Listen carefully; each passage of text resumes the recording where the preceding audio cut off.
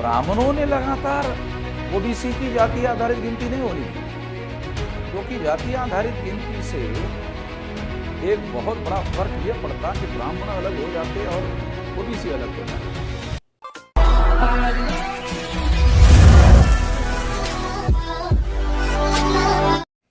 15 अगस्त 47 से जब से देश आज़ाद हुआ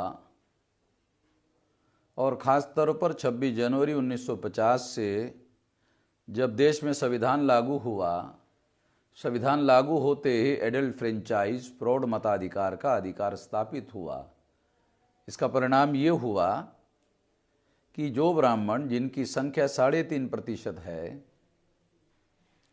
उन लोगों के सामने ये संकट खड़ा हो गया कि हम तो अल्पसंख्यक लोग हैं और अपने वोटों के बलबूतों के आधार पर पंच और सरपंच नहीं बना सकते, तो देश के पंचायत का प्रधानमंत्री कैसे बनाएंगे। इसलिए कई तौर तरीके उन्होंने इस्तेमाल करने का निर्णय जवाहरलाल नेहरू, जो कश्मीरी ब्राह्मण थे, उन्होंने लिया। जिस कश्मीरी ब्राह्मण को बीजेपी वाले बहुत विरोध करते, मगर उन्होंने ओबीसी की जाति आधारित गिनती के रोकने का जो फैसला किया, उस पर आज भी अमल करते हैं और शो करते हैं कि वो नेहरू के विरोध में है। नौटंकी भी बहुत करते रहते हैं। नेहरू ने विरोध किया, फिर उसके बाद 61 में फिर दोबारा नेहरू ने विरोध किया, फिर 71 में इंदिरा गांधी ने विरोध किया, 91 में नरसिंह राव ने विरोध किया, 2001 में पंडित अटल बिहारी वाजपेयी ने विरोध किया। तो ब्राह्मणों ने लगातार ओबीसी की जाति आधारित गिनती नहीं होनी दी, क्योंकि जाति आधारित गिनती से एक बहुत बड़ा फर्क यह पड़ता कि ब्राह्मण अलग हो जाते और ओबीसी अलग हो जाते, और इससे ब्राह्मण धर्म खतरे में पड़ने का खतरा, बहुत बड़ा खतरा पैदा हो जाता। और संख्या के आधार पर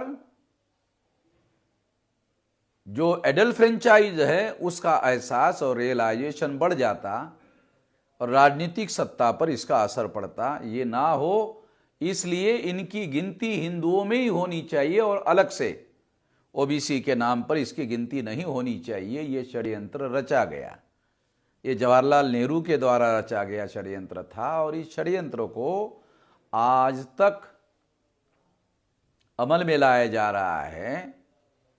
कुछ लोगों ने सोचा कि अब शायद ओबीसी का प्रधानमंत्री नरेंद्र मोदी है, तो नरेंद्र मोदी ओबीसी का प्रधानमंत्री है, इसलिए वो जाति आधारित ओबीसी की गिनती कर लेगा, ऐसा कुछ लोगों ने सोचा था।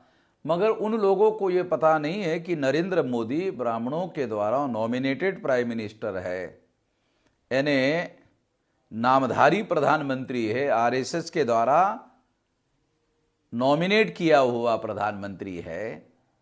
इसलिए सारे मौलिक फंडामेंटल निर्णय जो है आरएसएस से अप्रूवल किए बगैर निर्णय नहीं किए जा सकते।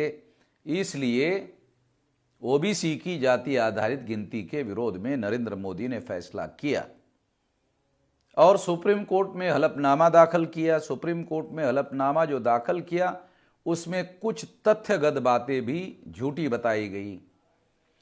हलफनामे में झूठी जानकारी देना क्रिमिनल ऑफेंस है, मगर एहसास केंद्र सरकार के द्वारा किया गया। ये कंटेम्प्ट ऑफ कोर्ट का भी मामला है, मगर यह गंभीर काम किया गया और इसकी जानकारी जो भारत का मीडिया है, जिसे हम ब्राह्मण मनिया मीडिया कहते हैं, इसके द्वारा लोगों को नहीं दिया जा रहा है, जानकारी हाइड की जा रही है। और इस इशू को, ये बहुत बड़ा नेशनल इशू है, इस इशू को इशू बनने से रोका जा रहा है। समस्या का समाधान लोकतंत्र में तभी तक नहीं हो सकता जब इशू को इशू बना दिया नहीं जाता। तो इस बात को ध्यान में रखते हुए और जागृति करने के लिए खास तौर पर राष्ट्रीय पिछड़ा वर्ग मोर्चा के द्वारा ये भारत बंद का ऐलान है। वामसेप भारत मुक्ति मोर्चा और बहुजन क्रांति मोर्चा के द्वारा हम इसका समर्थन कर रहे हैं और तमाम बैकवर्ड क्लासेस के जो संगठन हैं उन लोगों को अपील भी कर रहे हैं कि वो भी इसका सक्रिय समर्थन करें और सक्रिय समर्थन करके सक्रिय हिस्सेदारी निभाए।